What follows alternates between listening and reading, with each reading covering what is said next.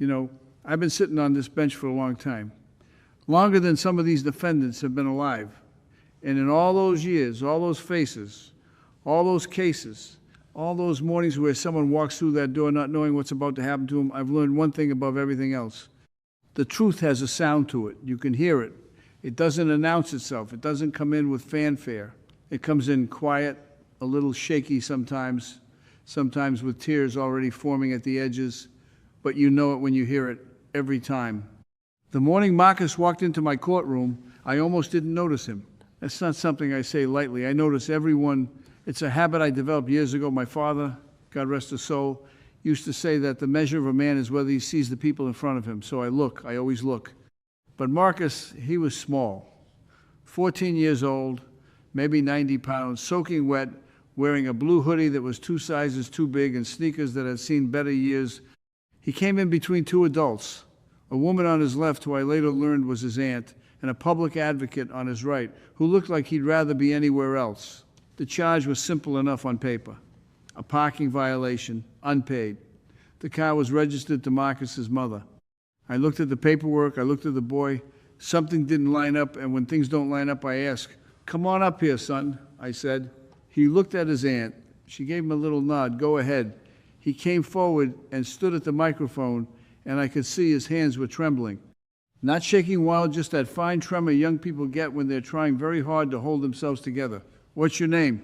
"Marcus," he said. His voice was low and clear. "Marcus, how old are you?" 14, sir." 14, okay. I set down the paper. "Marcus, this ticket is in your mother's name. Where's your mother today?" And this is the moment I want to tell you about. Because what happened next in the space of maybe 2 seconds, I have replayed in my mind more times than I can count. The boy's jaw tightened. His chin went up just slightly, not defiant, not proud, but braced, like he was preparing for something, like he had learned over time to brace himself before speaking certain words, because those words always cost him something. "She passed, sir," he said, 8 months ago. The courtroom went quiet. Not the polite quiet you get when a judge is speaking. The real quiet, the kind that comes when something true and heavy settles into a room and everyone feels the weight of it at once. "I'm sorry," I said, and I meant it. I always mean it. "What happened, if you don't mind my asking?" He didn't hesitate. That was the thing about Marcus. He didn't hesitate. He told the truth, the way a person does when they've already survived the worst of it and they've made peace with saying it out loud. "She was sick for a long time," he said. "She had cancer. She fought it for almost 2 years. She died in October." "I see. The ticket," he continued, and this is where I absolutely knew what kind of young man I was dealing with. "The ticket is my fault, not hers. After she got too sick to drive, I used to move the car so it wouldn't get towed. We lived on a street with alternate side parking.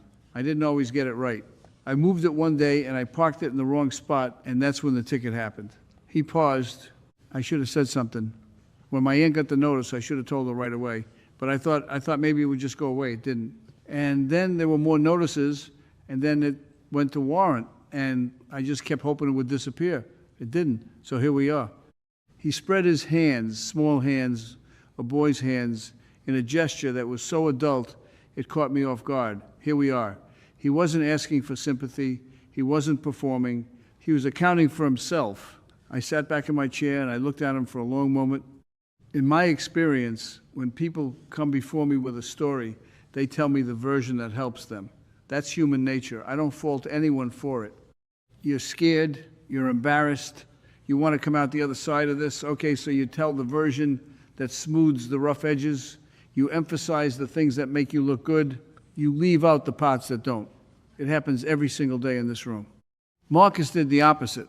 He told me the version that hurt him. He told me the parking ticket was his fault when he absolutely did not have to say that. He told me he'd hidden the notices when he could have let that detail stay buried. He was 14 years old, he had just lost his mother, and he stood at that microphone and he gave me the complete truth without being asked for it. I've been a judge for decades.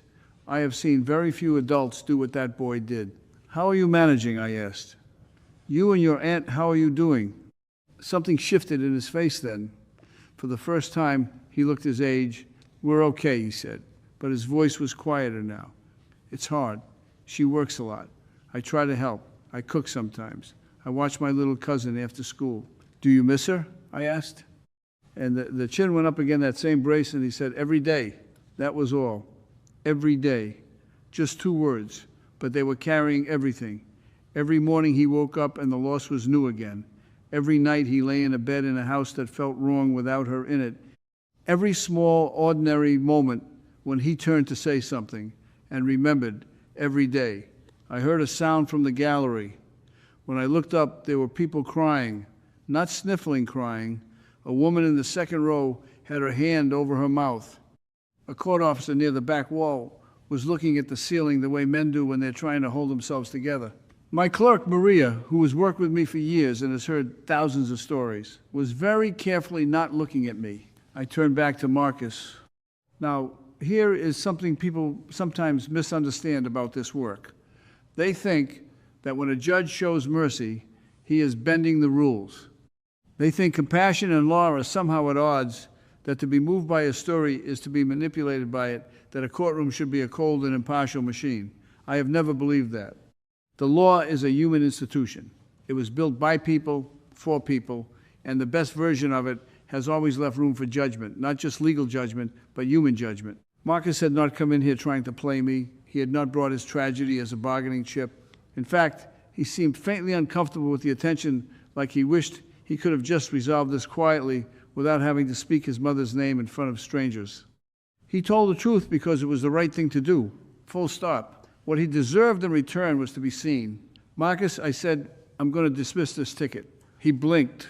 Not because of what you've been through, I said. Life is hard and loss is real, and I have great compassion for what you've lost, but that's not why. I'm dismissing this because you came in here today and you told me the truth. Every word, including the words that cost you, and that I paused because I wanted him to hear this clearly, that is not as common as it should be. It takes character. It takes more courage than most people twice your age have shown me. His aunt was crying now. She had one hand pressed to her chest, and she was shaking her head slowly, the way people do when something hits them that they weren't prepared for. Your mother raised you right, I said, and that broke him. He didn't collapse. He didn't sob. He just cracked, the way ice cracks on a warming day, sudden and spreading. His eyes filled and he pressed his lips together and he looked down at the floor for a moment, and you could see him doing the thing that grief makes you do, trying to gather yourself back together from the inside. When he looked up, the tears had spilled over, but he was still standing straight. Thank you, sir, he said. You thank your mother, I said. She deserves the credit. I've told that story many times since that morning. I tell it to people who ask me why I still do this work after all these years. I tell it when people say to me that the system is broken beyond repair, that nothing means anything anymore, that people have lost their way. I tell it when I need to remember something important myself, because here's what Marcus reminded me, reminded all of us in that room on an ordinary Tuesday morning in Providence, Rhode Island, with a $95 parking ticket on the docket. Goodness is not dead. It walks in wearing an oversized hoodie, trembling a little, and it stands at the microphone, and it tells you the whole truth, even the parts that make it look bad, because it knows, somehow, it still knows, despite everything it's been through, that the truth is the only thing worth carrying into a room. That boy had lost his mother. He had been carrying a secret that weighed on him for months. He had every reason to spin the story, to soften the edges, to let his aunt take the blame, or to simply say he didn't know. The world would have understood. Nobody would have checked. He didn't do any of that. He walked in and he stood up and he told the truth. I dismissed the ticket. But he gave me something I'll take to my grave, the reminder that there are still young people in this world who know in their bones who they are. His mother knew it too. I never met her. But I knew her through her son, standing there at the microphone, 14 years old and honest as daylight. That's enough. That's more than enough. That's everything.